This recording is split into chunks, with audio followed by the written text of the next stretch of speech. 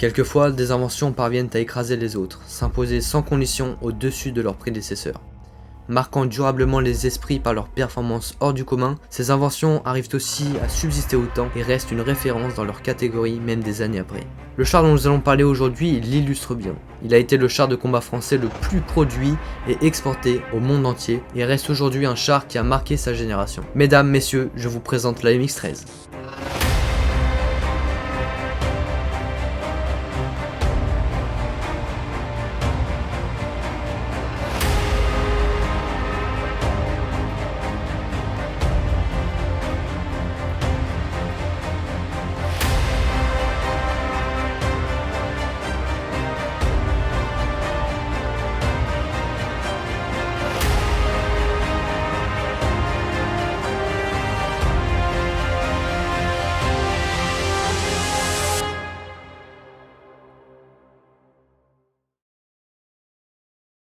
Septembre 1944. Nous sommes encore dans une phase d'après-guerre qui se fait ressentir. À cause, ou plutôt grâce à cela, l'armée française souleva le souhait de renouveler son équipement militaire en commençant par ses blindés. Dès février 1945, le besoin final est exprimé. L'armée française souhaite lancer la conception d'un MBT, un char léger et un véhicule de reconnaissance. En septembre 1946, on commence à y voir un petit peu plus clair au niveau du cahier des charges. Le prochain engin sera un char léger, destiné à la reconnaissance et assumant les fonctions d'anti-char. Pour cela, il doit être doté d'une excellente puissance de feu pour contrer les chars qui ont tendance à s'alourdir de blindage à cette époque, une mobilité plus que performante et doit en général être assez léger pour être aérotransportable. Le châssis se devait aussi d'être adaptable à différents systèmes d'armes et nous verrons par la suite qu'il a tellement bien rempli ce dernier critère qu'il eut dans sa vie en fait un nombre énorme de variantes dû justement à cette polyvalence.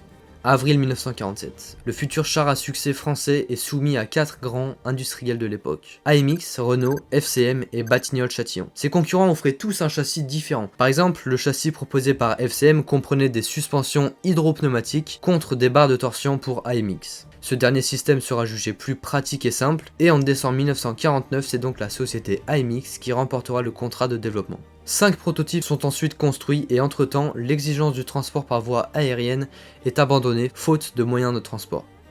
De février à avril 1950, les prototypes sont testés avec différentes tourelles, la FL4 et la FL5. Ce sont toutes des tourelles oscillantes car cette technologie de tourelle avait été validée et encouragée par la section technique de l'armée pendant la rédaction du cahier des charges. Certains tests ont même eu lieu en Afrique du Nord pour mettre ces prototypes à rude épreuve. Les dernières mises au point et expérimentations durent jusqu'en 1955 et en cette même année sortent les premiers modèles de série des ateliers de Roanne. Naturellement, ce projet exigeait de lourdes dépenses. C'est pourquoi quelques AMX-13 furent envoyés aux États-Unis pour y subir des tests en vue d'une aide financière possible de leur part dans le cadre d'une entraide entre pays alliés durant la Seconde Guerre. Évidemment, les AMX firent fureur et débloquèrent l'aide financière. Les choses sérieuses allaient pouvoir commencer. Dès 1950, 131 AMX-13 avec tourelle FL10 sont commandés et ont dû même ouvrir une 3e ligne de montage chez FCM pour satisfaire la demande. Il est incorporé dans l'armée française en 1951 sous le nom d'AMX-13. Quelques exemplaires sont même ajoutés dans la gendarmerie. Attaquons maintenant ses caractéristiques. Ce char comporte une structure plutôt étonnante avec une coque entièrement soudée. L'utilisation des tourelles oscillantes ont aussi beaucoup contribué au succès de ce véhicule. Grâce à elles, le char pouvait emporter sur un châssis de char léger des armements très puissants pour l'époque. Il est d'ailleurs armé dans sa première version d'un canon dérivé des fameux Panthers allemands, le SA-50, un canon semi-automatique de 75 mm monté sur une tourelle FL10. L'obus perforant tiré par ce canon possède une vitesse initiale de 1000 m par seconde, vitesse impressionnante pour ce calibre monté sur un char léger à l'époque. Grâce à ces caractéristiques, il était rendu possible de pénétrer plus de 175 mm de blindage, argument très convaincant en tant qu'anti-char. Cet engin est équipé d'un système de barillet, ce qui lui confère un rechargement rapide et surtout un membre d'équipage d'économiser, donc de la place dans la tourelle de gagner. Par contre, il fallait recharger le barillet une fois les 12 obus tirés et cela nécessitait un retour en zone sûre à l'arrière du front pour effectuer ce transvasement. On pouvait aussi trouver une bonne vieille Mac 31 de 7,5 mm en coaxial et une autre mitrailleuse optionnelle de 7,65 mm. Il est protégé avec du blindage relativement faible, variant de 10 à 40 mm, sachant que c'est un char léger, et il n'était pas non plus protégé contre le gaz, donc protection NBC, ni amphibie. Pour tracter tout ça, on dispose d'un 8 cylindres à plat développant 270 chevaux à 3200 tours par minute. Au début, on eut l'idée d'adapter un moteur dérivé d'avion sur le futur AMX-13, mais finalement, la société ayant fait faillite et l'adaptation étant plus coûteuse que d'en fabriquer un, la société SOFAM, société de fabrication d'armements et de moteurs, fut chargée de sa production qui sera finalement assumée par la société Saviem. Il est placé juste à côté du conducteur à l'avant et conféré une vitesse maximale de 60 km/h sur route et d'une vitesse moyenne tout-terrain de 35 à 40 km/h et une autonomie plus que correcte avec ses 350 à 400 km. Boîte manuelle évidemment, même si un peu plus tard, une boîte automatique fut quand même développée. Le tireur et le commandant prennent place quant à eux dans la tourelle oscillante. L'absence de chargeur est due au fait que le canon était rechargé semi-automatiquement par barillet.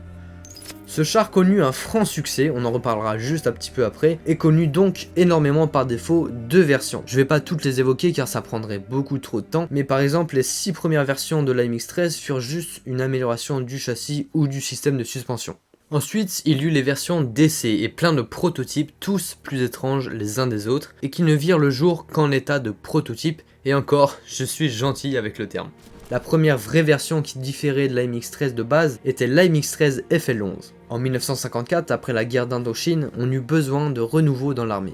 L'idée de créer un nouvel armement à ce char fut émise. On changea de tourelle pour y placer celle de Lebert-Panhard, une tourelle oscillante FL11, supprimant le chargement par barillet et gardant le calibre de 75 mm.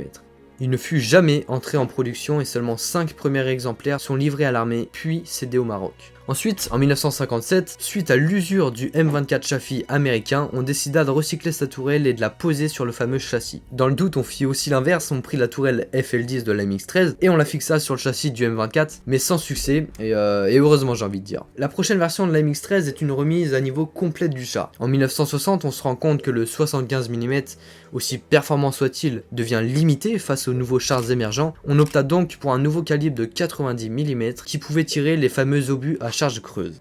Évidemment, on retrouve une tourelle oscillante FL10, mais cette fois avec un canon beaucoup plus puissant de 90 mm.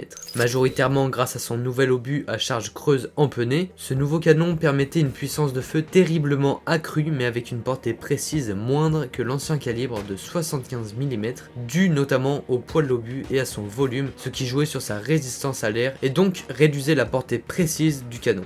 Il y a aussi des raisons plus techniques comme une perte du pouvoir perforant de l'obus à cause de la force centrifuge imposée lors du tir. C'est d'ailleurs pour répondre à cela qu'on développa ensuite le fameux obus G. C'est d'ailleurs un AMX-13 de 105 mm qui tira le tout premier obus G en phase de test. L'obus est tiré à une vitesse de 70 mètres par seconde contre les 1000 mètres par seconde de l'obus perforant de 75 mm. Le canon est toujours rechargé par le système de barillet comprenant 2 x 6 obus. En moyenne, il fallait 1h30 pour un équipage entraîné à réapprovisionner l'entièreté des munitions. On y retrouve le même blindage que sur les autres AMX-13. On peut aussi remarquer sur l'arrière de la tourelle un système d'éjection des douilles. On l'équipa aussi de la vision infrarouge dans les tout derniers produits. En parallèle à cette version de 90 mm, on développa aussi l'AMX-13 T75 et T75 SS11 qui lui emportaient des missiles guidés en plus de l'ancien calibre de 75 mm. Cette version permettait de tester et d'améliorer certains missiles que la France développait et en même temps permettait une configuration plus puissante à cet AMX. Offrant une portée comprise entre 3500 et 800 mètres, le SS11 permettait à l'AMX-13 d'affronter des blindés lourds à très grande distance. Le 75 mm était là pour traiter les menaces à courte distance, en dessous de 800 mètres, car le guidage missile n'était pas au point pour ces petites distances. Le guidage s'effectuait soit par télécommande, soit par système philo-guidé. D'ailleurs, j'ai entendu un témoignage comme quoi, lors des entraînements sur les pas de tir, quelquefois on oubliait de rembobiner les fils guideurs. Une fois les missiles tirés et en rentrant les véhicules, on roulait dessus et les fils s'enroulaient autour des chenilles. Après, c'était une partie de plaisir à tout détordre et enlever des chenilles et tout ça. Couplé à cela, le missile ne devait pas être tiré à proximité de fantassins, ni en zone boisée à cause de la détonation sensible du missile. De plus, le système fonctionnant par guidage optique est limité par les conditions atmosphériques et est inutilisable la nuit.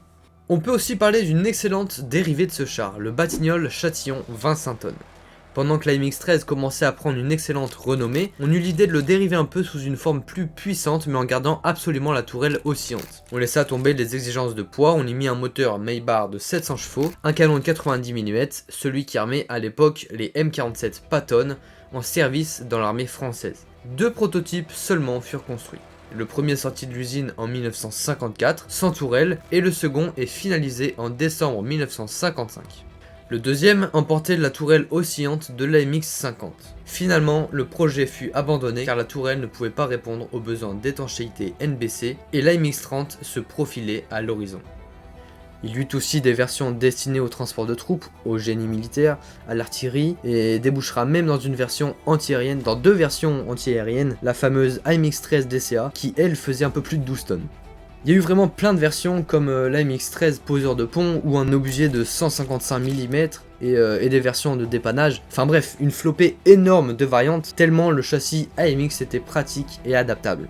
Ce char a tellement été une révolution qu'il a servi plus de 30 ans en tant qu'AMX-13 et encore plus avec de nombreuses autres versions qui suivent.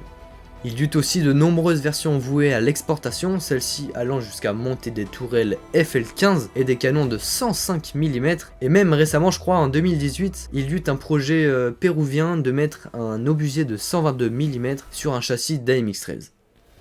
Le succès de ce char est aussi dû à son exportation massive. Construit à 7700 exemplaires au total et dont 3400 seront exportés dans 35 pays différents, ce char fut un best-seller pour l'armée française. Il servit dans de nombreux conflits, comme pendant la guerre d'Algérie en 1958, où 114 exemplaires sont déployés. Ironiquement, il a aussi servi contre les Américains en 1965 dans la guerre civile dominicaine.